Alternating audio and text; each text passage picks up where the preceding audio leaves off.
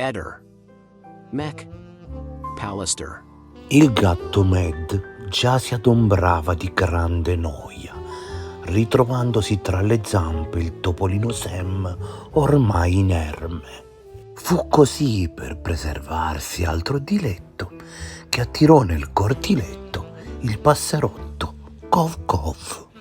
Il ciguettio sempre più frenetico e stridulo dell'intrepido volatile ritestò la curiosità di Med e diede persino speranza al piccolo amico roditore di poter sfuggire alla presa felina.